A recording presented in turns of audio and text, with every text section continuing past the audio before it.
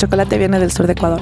Un proyecto por comunidad de acuerdo a lo que ellos producen para que ese sea su ingreso principal. Se creen los dueños del chocolate, pero realmente si no habría la agricultura del cacao, no tendrían chocolate. Imagínate que el 80% de la fruta del cacao se desperdicia para producir chocolate. ¿Ganaste La medalla de plata en el International Chocolate Awards hace 2 años. El ecuatoriano no le gusta competir. Entonces nosotros mandábamos las bases de chocolate a Colorado, mezclábamos con CBD en Colorado y vendíamos en Nueva York. Pero ellos sabían antes del internet exactamente cuánto era el precio spot, dice. Cuando tú llegas a estandarizar el proceso y el dueño de la bodega ayuda a los agricultores de las uvas y les compra de manera justa, todos ganan.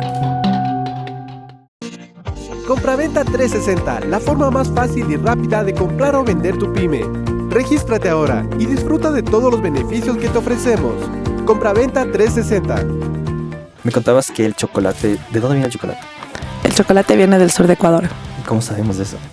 Porque hubo un descubrimiento en el 2002 en las tumbas de una comunidad que se llama Mayo Chinchipe. Bueno, se descubre en esta comunidad de Mayo Chinchipe, en las tumbas de los reyes, o sea, de los tops de la comunidad. Y hay una vasija de barro en forma de una cara, donde hacían los rituales de la coca y del cacao. Entonces tú ves la cara de la vasija y es una persona que está completamente desorbitada.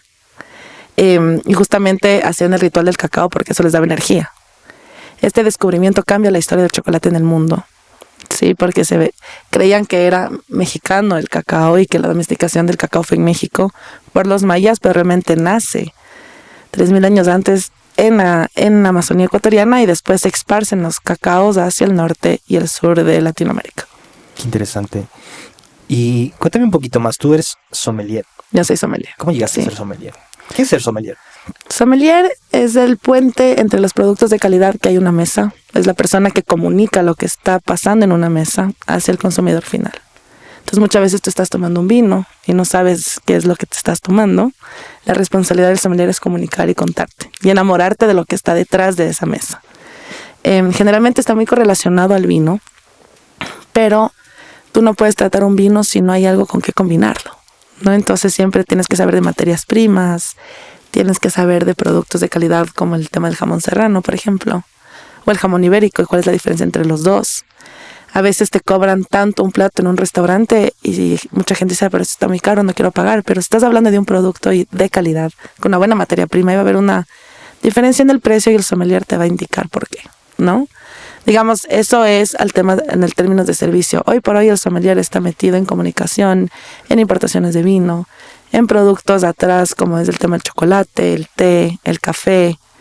Entonces, pero si una persona habla de un sommelier, ese sommelier tiene que saber de vinos, ¿no? Es como básico. Y de ahí obviamente hay todas estas otras ramas en las que uno se va especializando de acuerdo a la vida o lo que te va pasando en el camino. A mí se me metió el chocolate en el camino de mi vida de sommelier y bueno, ahí tuve que ver por dónde me voy. Bueno, ahora hago las dos cosas, pero... Excelente lección, oye. ¿Y cómo decidiste chocolate? Cuando yo trabajaba con vinos, terminé mi trabajo y me quedé sin trabajo. Me acuerdo que era una época muy difícil de mi vida. Y mi hermana me dijo, métete en el proyecto del chocolate conmigo. Nosotros tenemos una fundación, fundamos en el 2009. Es una fundación que ayuda a comunidades que viven en extrema pobreza en zonas rurales del país. Y una de las comunidades con las que estuvimos trabajando son cacauteros. Entonces lo que decidimos prácticamente es hacer un proyecto por comunidad de acuerdo a lo que ellos producen para que ese sea su ingreso principal hacia las comunidades. Entonces, por ejemplo, si yo tengo árboles frutales, ¿por qué no darles capacitación en tener una mejor calidad de árboles frutales para que eso sea su mayor ingreso, ¿no?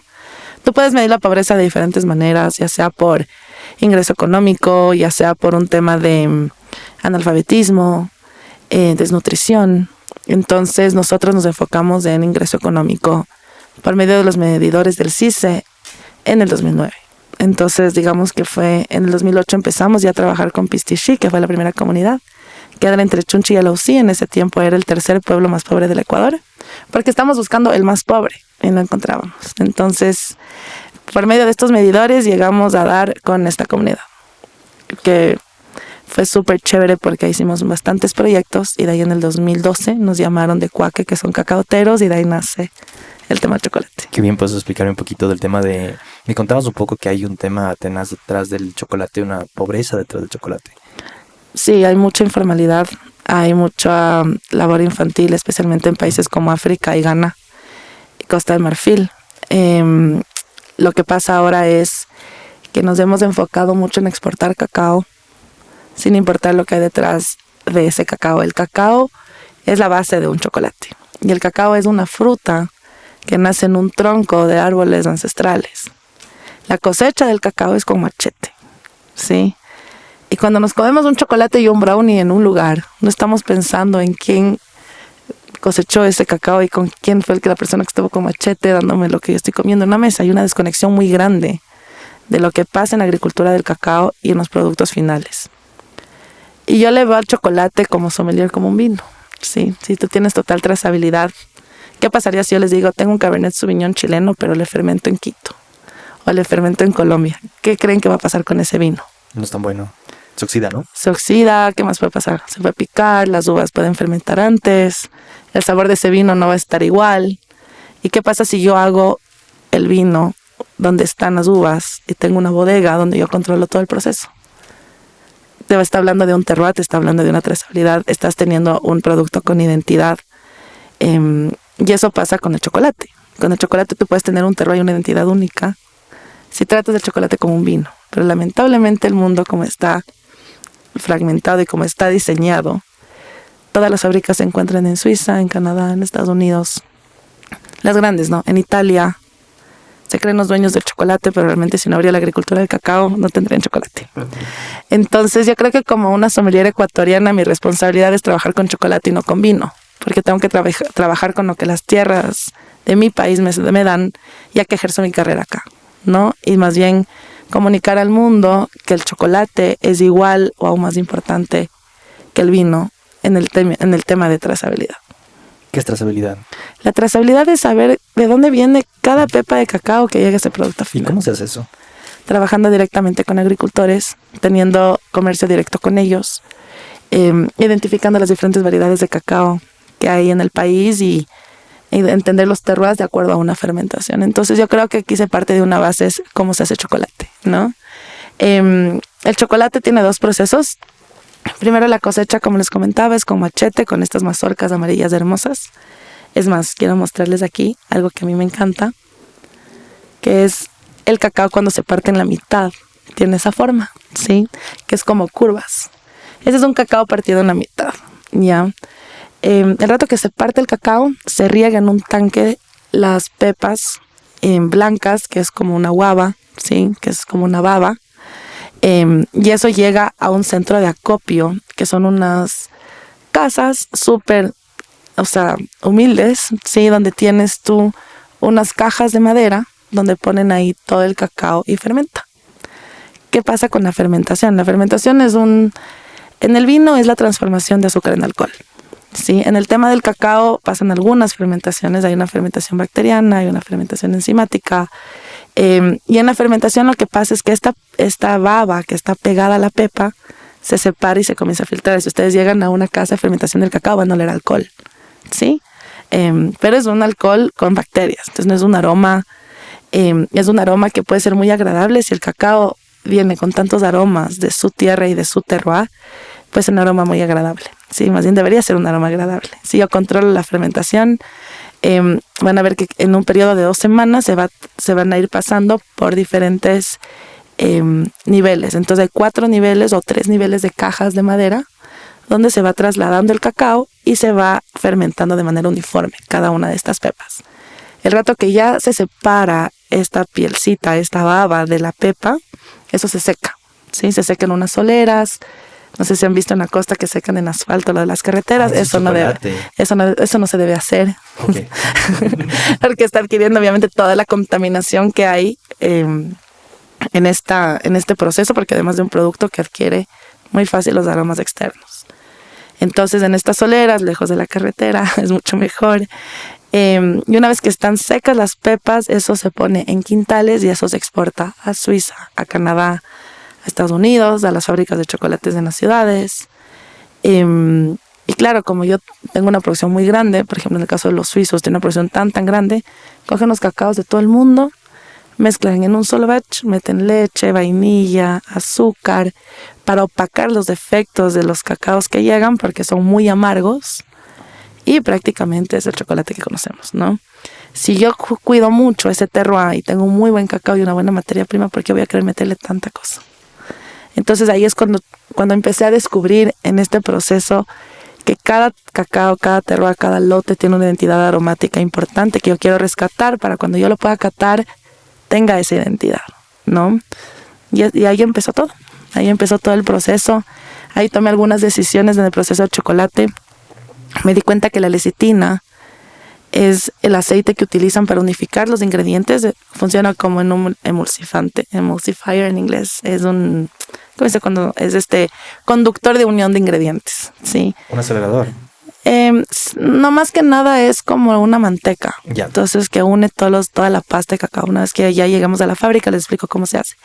Pero la lecitina es lo que te saca espinillas. No sé si les ha pasado que se comen un chocolate y tienes una espinilla y dices, ¿por qué? Entonces tú lees atrás y tiene azúcar, tiene manteca, tiene... Es en realidad la leche. Lecitina, tiene leche, ¿no? Entonces la lecitina muchas veces viene de la soya o del girasol.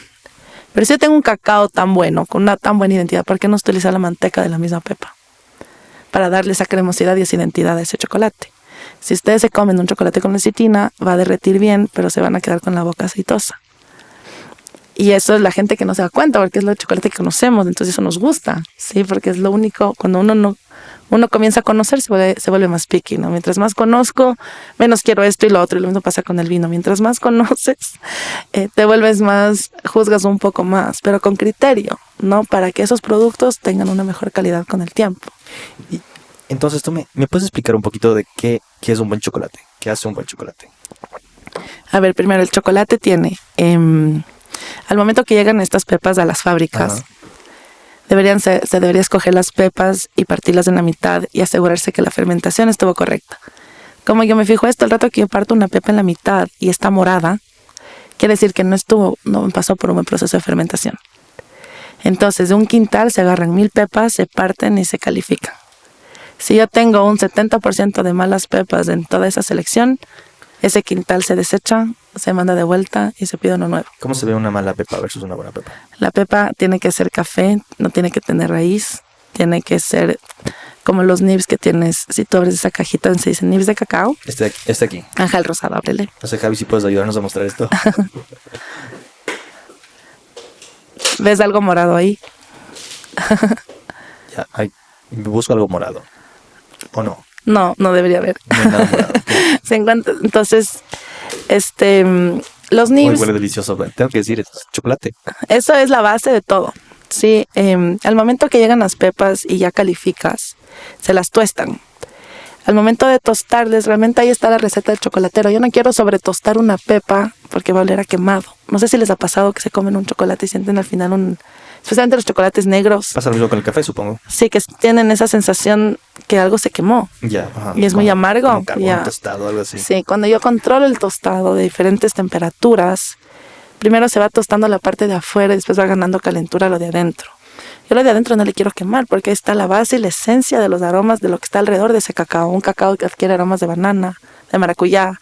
Dependiendo de dónde está plantado, va a adquirir aromas de los árboles frutales de su alrededor. Wow.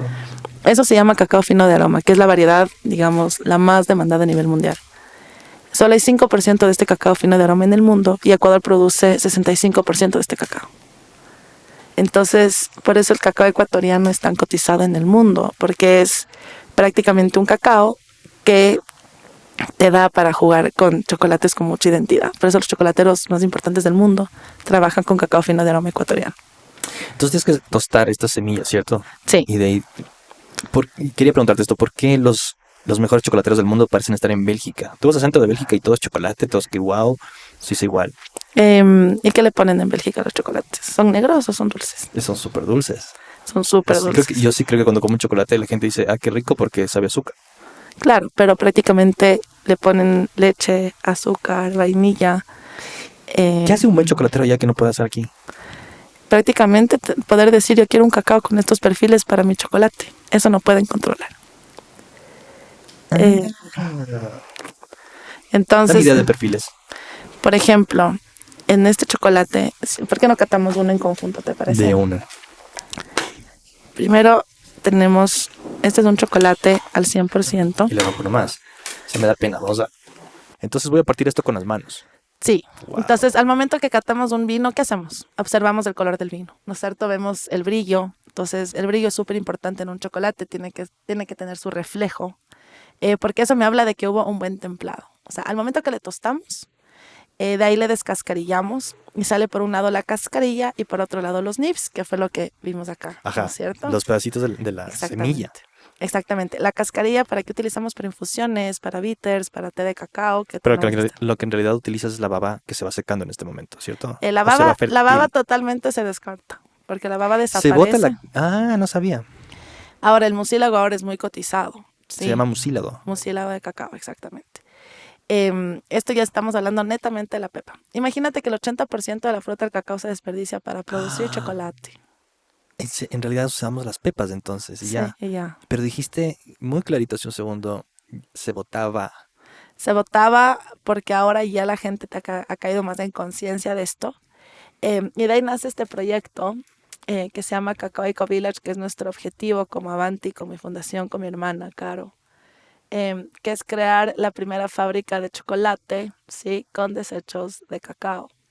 Estas columnas que ustedes ven aquí son columnas en una impresora 3D con todos los desechos del Para cacao. los que no están viendo, sino escuchando, esto es una imagen de casi Dubái ahorita. Es hermosa.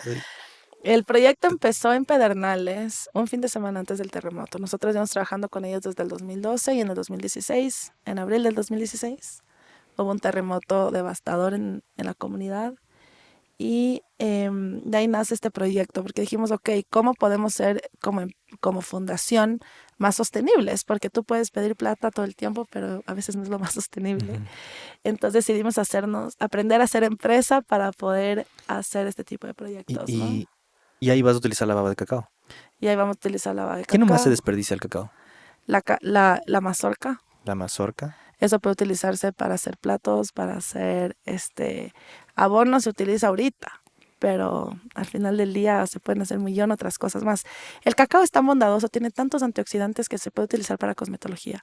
Cremas, cicatrizantes. Hablamos de la baba del cacao. Sí. Hasta licor se podría utilizar. Eso te iba a preguntar. Ok. Sí. ¿Quieres ver un poquito del video de aquí? Veamos eso. Entonces prácticamente la idea es, nos aliamos con Valentino Gareri. Valentino Gareri es un arquitecto italiano que se enfoca en zonas de terremoto, ha construido escuelas en zonas de terremoto en Italia. Y él es el que le presentamos este proyecto en la pandemia y se enamoró. Y dijo, yo quiero ser parte de lo que ustedes hacen. Entonces lanzamos Cacao Eco Village en Habitat en China y fue uno de los proyectos más importantes de sostenibilidad en el mundo. Nos han traducido a 25 diferentes idiomas, en diferentes revistas. Pero lamentablemente todavía no hemos llegado a la gente adecuada para invertir en algo así. Todavía la gente no ve el chocolate como un vino, pero yo creo que ya es hora de que eso suceda. Tener el centro de acopio del cacao, tener un lugar de fermentación del cacao. Es como un museo esto. Un museo. Es un museo, es un centro de convenciones, es un laboratorio de investigación. Investigación, eso me interesa. Puede ser un hotel, sí, donde la gente puede ir a quedarse. Háblame un poquito de la investigación. ¿Qué crees que puede salir de ahí? Diferentes proyectos. O sea, yo creo que de aquí tú puedes hacer todo lo que es bioquímicos para la construcción, energía solar. Tú puedes generar un montón de productos para la construcción con basura, literalmente, de lo que no vas a utilizar. Sí.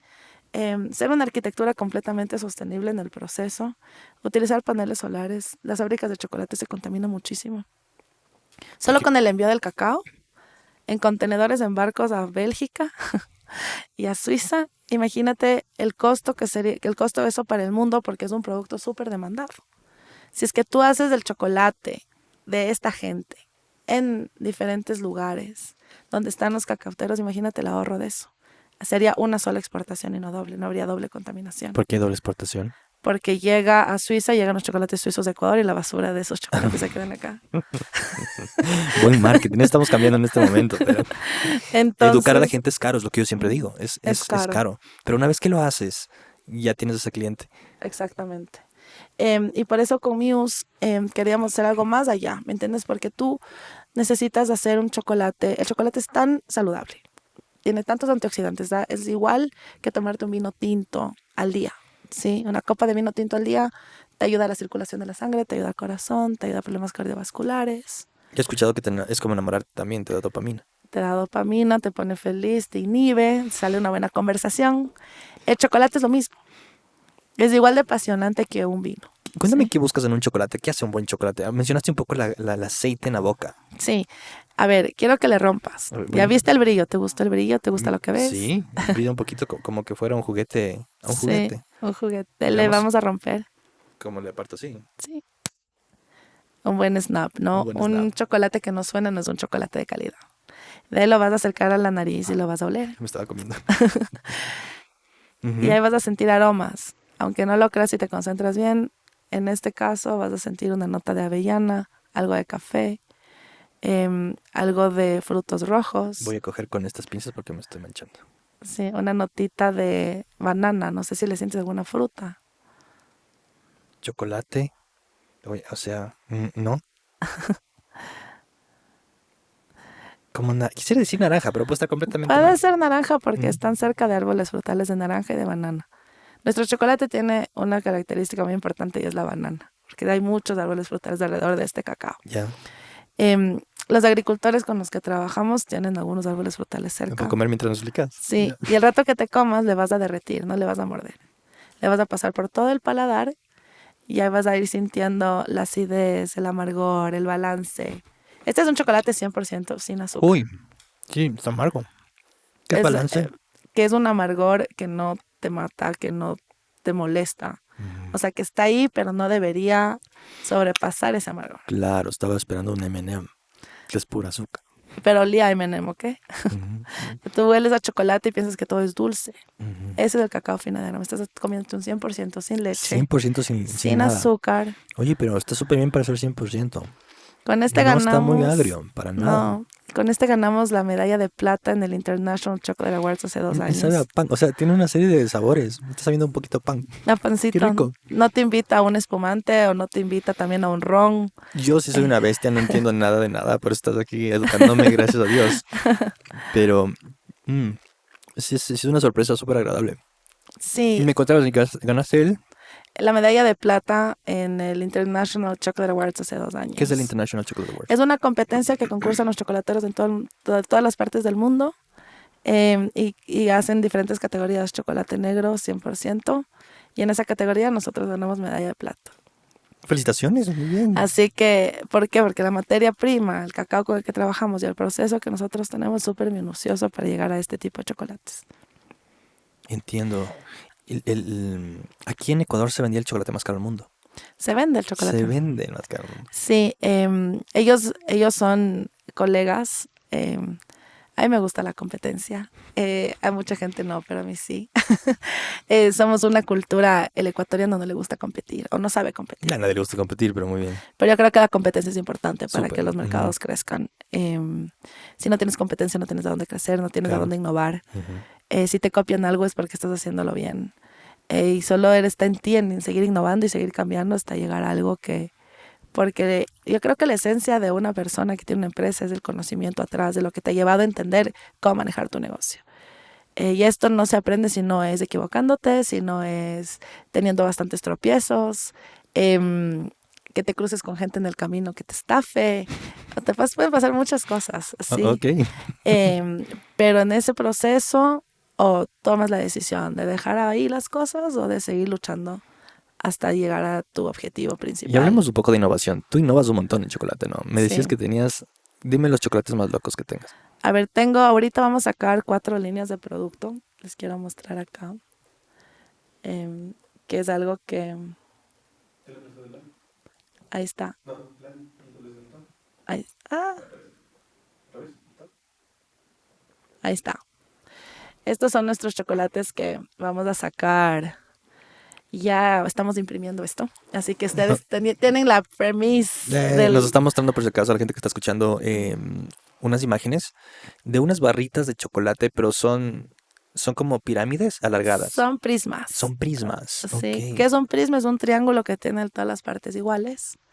El prisma, le sacamos esto nuestro primer chocolate que sacamos tenía este formato. Pero ¿qué pasó?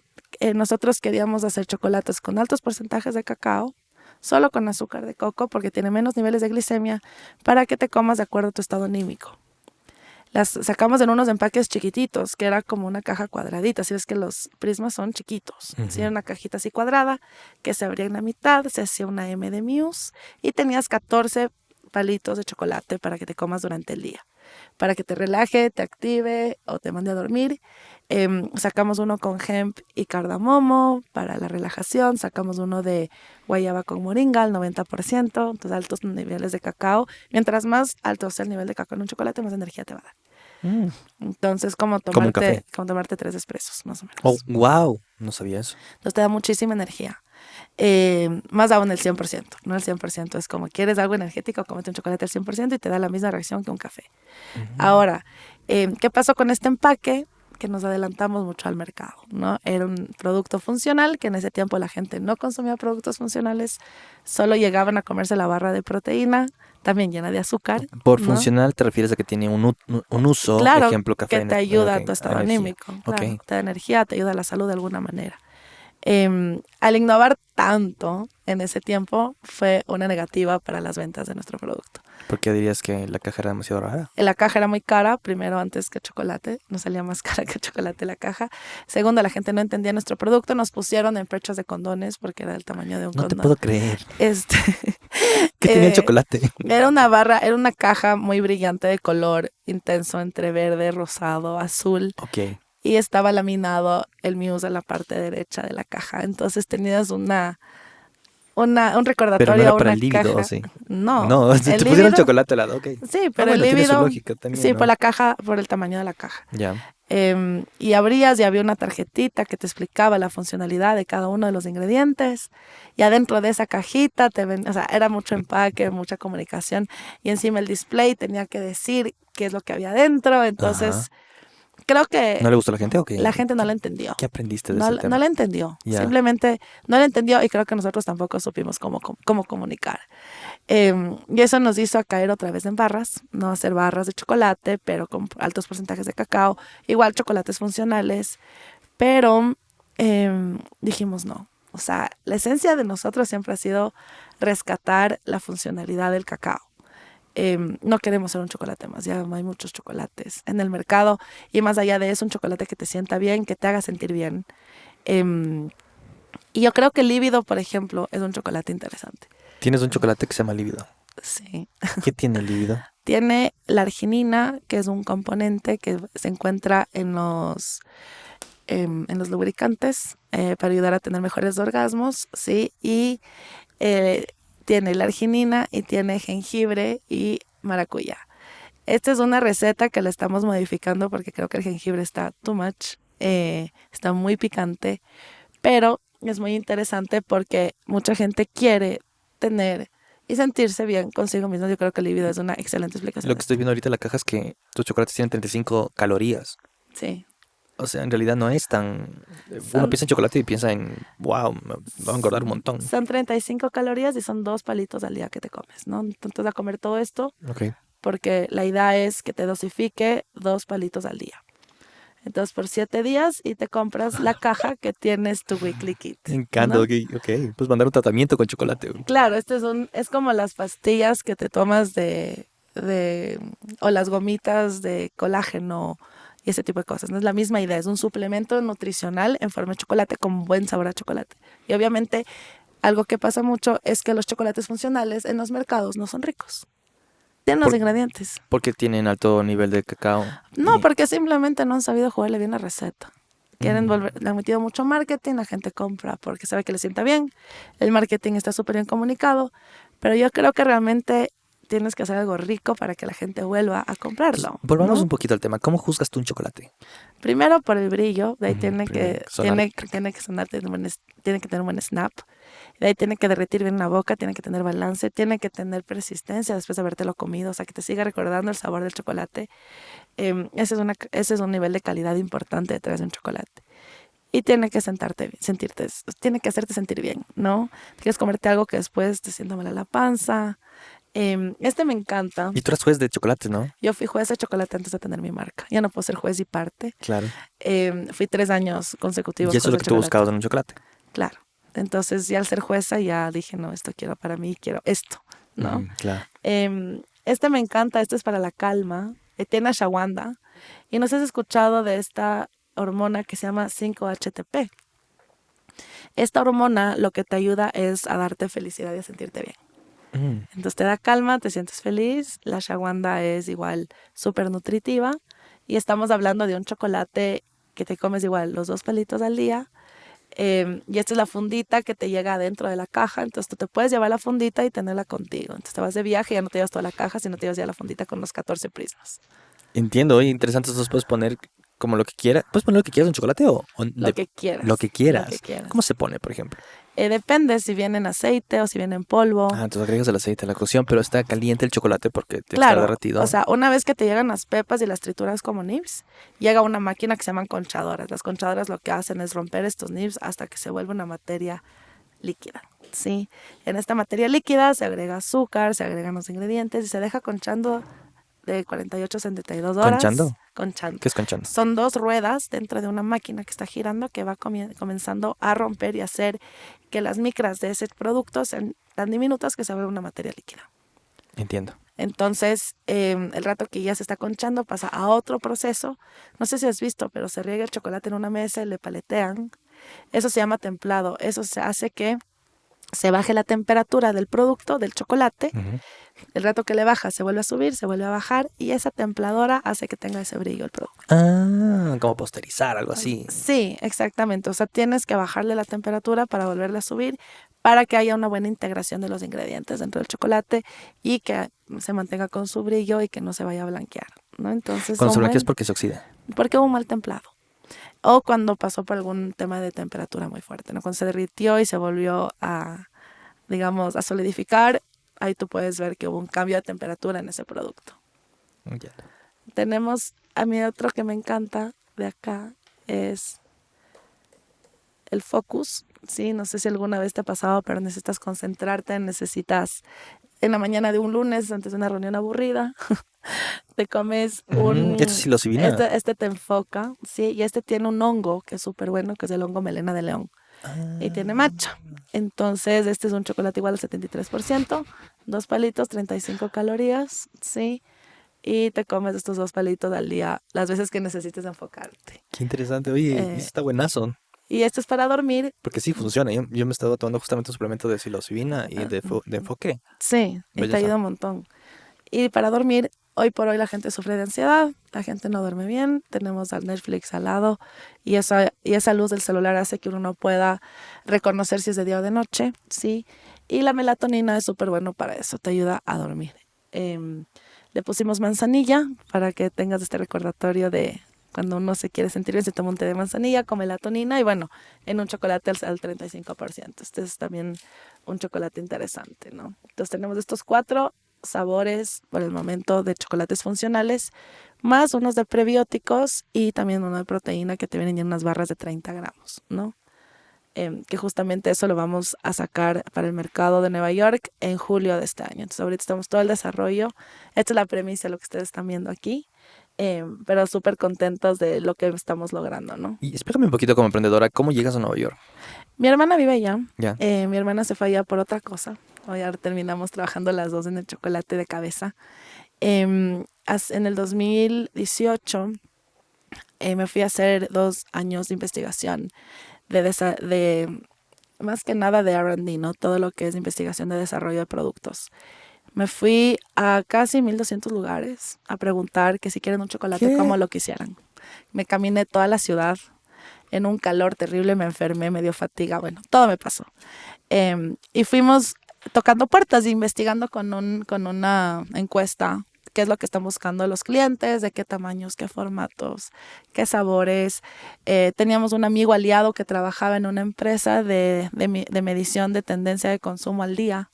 En ese tiempo la uvilla, la moringa estaba en auge, el hemp igual, y el CBD. El CBD para nosotros fue algo súper interesante porque aquí era ilegal en ese tiempo, en Ecuador era ilegal. Entonces nosotros mandábamos las bases de chocolate a Colorado, mezclábamos con CBD en Colorado y vendíamos en Nueva York. Fuimos el segundo chocolate del mercado de Nueva York con CBD. Ahora el CBD pasó en segunda mano porque una vez que ya se legalizó el THC, obviamente ya el CBD ya no da ni gracia. Pero aquí en Ecuador se vende bastante bien. Y son tendencias entonces. Son Ahora, tendencias. es como la moda, supongo, entonces el chocolate también. Pero hablamos de un nicho pequeño, ¿no? Digamos, de los 100% de consumidores de chocolate, ¿cuántos están en esta tendencia? Y yo creo que cada vez hay más. Yo creo que desde la pandemia la gente está mucho más enfocada en lo que se come, en ser más saludable. Yo creo que ese es mi target, ese es mi tipo de consumidor. En Nueva York tuvimos una reunión, me acuerdo, con un emprendedor en ese tiempo y nos dijo, mire, ¿quieren que les paren bola? Entren a 100 lugares, tengan 100 clientes y mantengan esos 100 clientes. Si ustedes logran eso, van a tener los inversionistas que se interesen por su producto. Entonces fui y me caminé a esa ciudad, metí mi chocolate en 100 lugares, 120 en realidad, y les mostraba mi producto. Entraba con una mochila, en el verano entraba con una mochila con hielo, metí los chocolates de que no se derritan en el calor, y me caminaba tocando puertas. Y había una excelente recepción, no teníamos $1 para marketing. Y yo lo único que me enfocaba es que mi chocolate sea rico. O sea, que cuando la gente lo pruebe, lo quieran comprar. Entonces yo creo que es el mejor marketing que uno puede tener. Cuando tienes un producto de calidad, el marketing viene a ser en segundo plano, ¿no? Porque si tú puedes tener mejor marketing, toda la plata para eso, pero si no tienes un buen producto, es muy difícil que la gente te siga después. ¿Y cómo te expandes? O sea, igual, me encanta cómo hiciste. O sea, golpear puertas, empezar a crear relaciones. Claro, así tiene que hacerse, ¿no? ¿cómo te expandes? Ahí sí, buscando inversión. Al principio con Friends and Family, después con ya gente de afuera. A veces nos pasaba que teníamos una compra importante y eso nos ayudaba para pagar el sueldo del mes anterior. Bueno, o sea, simplemente no decaer. A veces yo no comía, pero no dejaba que la otra gente sí coma. Claro. El ser emprendedor en un país como Ecuador es como estar en una montaña rusa, ¿sí? A veces estás así ya empinado a la mejor curva y después se termina dañando la montaña rusa por algo externo a tu vida. A nosotros nos pasó centro de acopio del cacao. La primera vez que vimos esto dijimos, ok, nosotros nos ponemos centro de acopio del cacao para poder comprarles directamente a los agricultores y que ellos tengan un lugar donde fermentar. El fin de semana antes estuvo mi hermana ahí haciendo todo el tema de la negociación y en mapear a cada uno de estos agricultores. El día siguiente, el siguiente fin de semana fue un terremoto, ¿no? Hay todas las necesidades de la empresa de chocolate cambiaron, decidimos ser empresa para poder apoyar a la comunidad. De ahí nace Muse, realmente, que es la inspiración de la musa de Manabí, del cacao manabita. Después, nuestra primera exportación, teníamos todo listo. Nuestra primera exportación ya de barras, no de la anterior que no nos fue tan bien, y fue la pandemia. Entonces no pudimos exportar sino hasta un año después. Nos pusimos un bar de cacao y chocolate hace un año, pero hubo toques de queda y hubo temas de violencia, entonces nos tocó cerrar el bar por seguridad de nuestra gente y la nuestra. Emprender en Ecuador no es fácil. Oh, Dios mío. Pero tienes dos opciones. Ser resiliente, que odio esa palabra, porque todo el mundo es resiliente. ¿Pero hasta cuándo? Y yo creo que la otra es no, más bien nunca te rindas y no seas resiliente, sino juégalo contra la corriente. Si no es de aquí, es en otro lado, pero no hay que perder la fe ni la esperanza de que lo que estás haciendo con un propósito, las cosas simplemente se van dando. Cuando no tienes un norte claro de dónde quieres llegar con tu producto, con tu empresa, yo creo que ahí es cuando comienza a ver la decadencia de cómo yo puedo fortalecer más mi producto, ¿no? Hemos visto algunos bares aquí de chocolates en la ciudad. Sofisticados, ¿no? Gente que viene de Francia, de Bélgica, otra vez. Ajá. Sí. ¿Qué hace un buen chocolatero? Porque pueden decir, es que la materia prima es la mejor en Ecuador, pero no hay chocolateros aquí. O sí hay chocolateros aquí. Aquí hay chocolateros. Aquí tienes una marca enfrente Excelente. tuya. Chocolatería ecuatoriana. ¿Qué hace un buen chocolatero? Un buen chocolatero rescata el terroir de ese cacao. primero, no va a mezclar cacaos, no va a mezclar lotes. Va a evitar ponerle demasiados productos que te va a opacar el terroir y la identidad de ese chocolate. Hace que funda bien, que se vea bien, que se derrita bien. Un chocolatero ve al chocolate como un vino, con una trazabilidad importante. Un buen chocolatero debería saber de dónde viene su cacao. Si tú tienes un producto de chocolate y no sabes de dónde te llegó ese cacao, o tienes una idea pero no sabes exactamente de dónde, ahí comienza el problema. Porque muy probablemente ese cacao fue vendido por un intermediario donde se llevó la gran parte del pedazo y el agricultor no le llegó nada. Hay un hueco muy grande entre la agricultura del cacao y los chocolateros. Y eso es lo que a mí me frustra un montón, porque cuando yo hablo de hacer la fábrica donde están los agricultores, la gente no quiere que esto pase, porque obviamente a veces estás cambiando la forma en que se ha movido el chocolate en el mundo. Es como querer eliminar el Banco Mundial, más o menos, ¿me entiendes? Es como Claro que que sí. es un diseño ya El corrobora. status quo, obviamente. Y el intermediario es el que más saca. Y el stock market es de lo que se nutre. Además, el cacao es un commodity, ¿no? Entonces está en el mercado, está en el stock market, está en la bolsa de valores y los agricultores nos venden el cacao al precio de la bolsa. Eso ¿Sí? te iba a preguntar, ¿son sofisticados? Es decir, hay un cuentito que quiero replicar aquí para que me entiendas. Yo tenía un mentor, se llama Robert Kiyosaki, que escribió Padre Rico, Padre Pobre, y él contaba una historia. Estaba en Vietnam él en la guerra, y dice, yo me fui caminando a un pueblo para comprar oro y plata, porque quería comprar oro y plata barato. Pero ellos sabían, antes del internet, exactamente cuánto era el precio spot, dice. Es un mercado súper sofisticado. Me imagino, cuando tú me hablas de este tema de qué tan injusto puede ser para un agricultor pequeño hacer esto, yo me pregunto cómo, si es que pueden hoy en día sacar un celular y ver el precio. Pero supongo que nadie les compra, ¿no? ¿O cómo funciona este tema? A ver, yo creo que ha habido mucha dependencia de parte de los brokers y ha habido mucho abuso de parte de los intermediarios. Te digo porque la mayor cantidad de cacateros en el mundo viven en extrema pobreza. ¿Cómo te explicas esto? Porque tal vez no producen suficiente para cubrir costos. Es decir, Es un decir, kilito tal vez no me suple para pagar.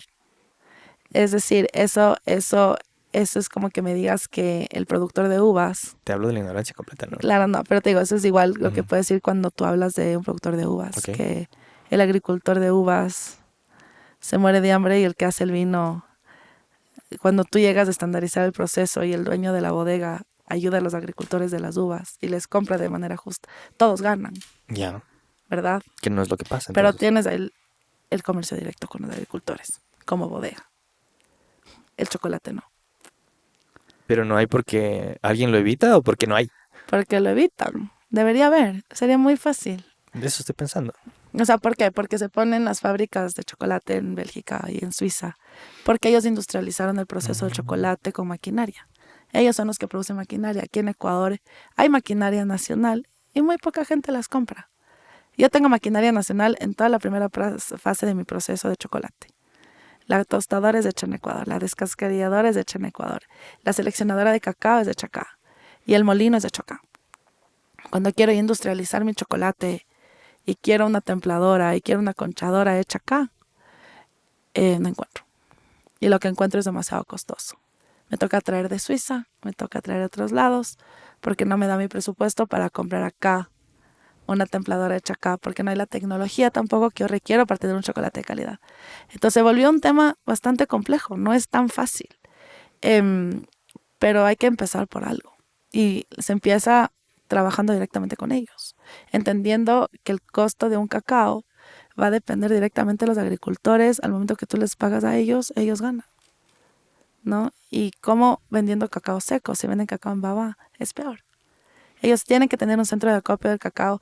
El tema es que la gente solo compra tierra, se enfocan en lo suyo y no se dan cuenta que realmente el valor está en dar una segunda oportunidad a esta gente, que muchos de ellos, especialmente en la costa de Ecuador, están metidos en otras cosas que no es necesariamente los negocios más legales, ¿no?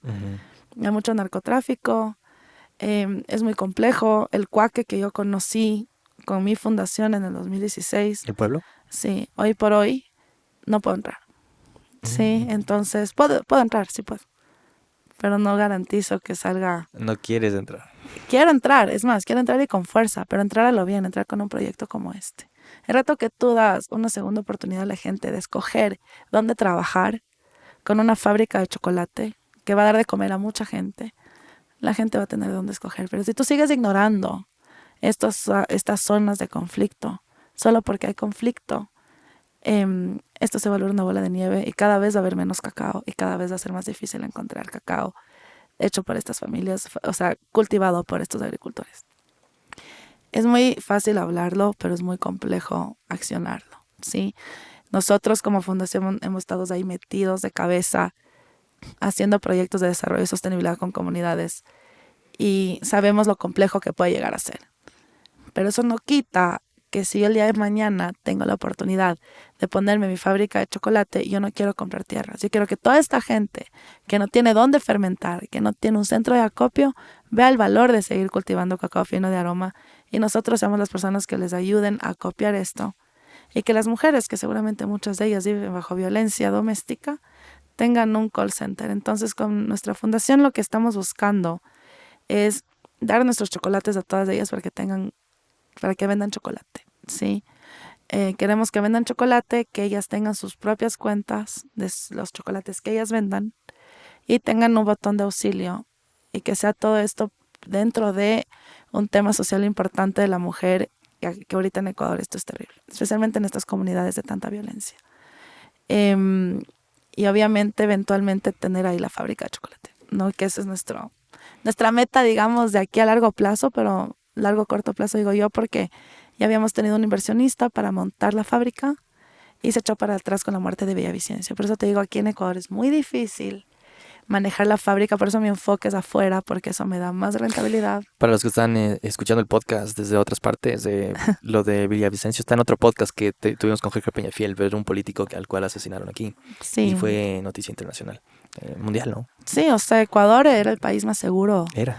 de Latinoamérica, ahora está dentro de los más peligrosos del mundo y es una pena ver cómo nuestro país se ha convertido en un eje de violencia, cosa que para nosotros es súper difícil acostumbrarnos a esto porque no estamos acostumbrados a Esperemos que nunca nos acostumbremos y no hay que acostumbrarse, exactamente. Por eso hay que seguir trabajando, hay que seguir dando trabajo a la gente.